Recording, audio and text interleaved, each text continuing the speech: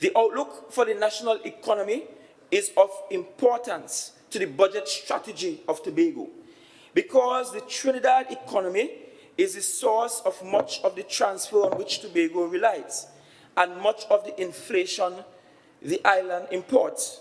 In this regard, the outlook for the national economy is also mixed.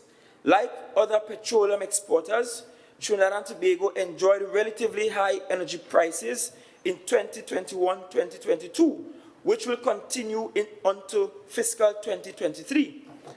On the other hand, the Central Bank of Trinidad and Tobago, in its latest economic bulletin, reported overall reduction in energy sector production in the third quarter of 2021. There was a decline in the natural gas production with the closure of Atlantic Train 1 and the maintenance closure of Atlantic Train 2. Mining and quarrying activity also declined. However, there were strong increases in crude oil production as well as in increased petrochemical output, the latter driven largely by the growth in methanol and ammonia production.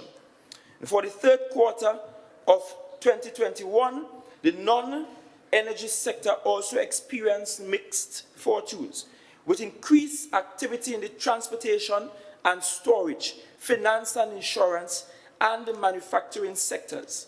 That, notwithstanding, the manufacturing sector still had about 38% excess capacity, with most of the growth in manufacturing concentrated in food, beverage, and tobacco subsectors. The country's gross official reserves at the end of April 2022 stood at US $6.7 billion, representing about 8 months of import cover. Conditions in the foreign exchange market were quite tight over 2021 in spite of the improvements in energy reserves. Although business activity has slowly restarted, lingering effects of the pandemic are still evident within the labor market.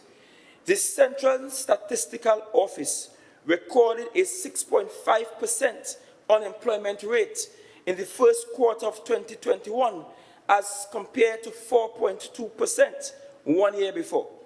In March 2022, the rates of headline and food price inflation nationally were 4.1% and 7.9% respectively, and the core inflation was recorded at 3.2%. In spite of rising global interest rates, the central bank starting in March has kept the repo rate at 3.5% to facilitate the domestic recovery since inflation rates are still relatively low. Overall, there has been little or no progress with respect to the diversification of the economy in Trinidad away from the energy sector. This points to the continuing need for budget policy in Tobago to be designed to stimulate meaningful development in order to lead the diversification of national exports while creating significant productivity growth to create buffers against imported inflation and to generate foreign exchange. And that brings me to the Tobago economic outlook.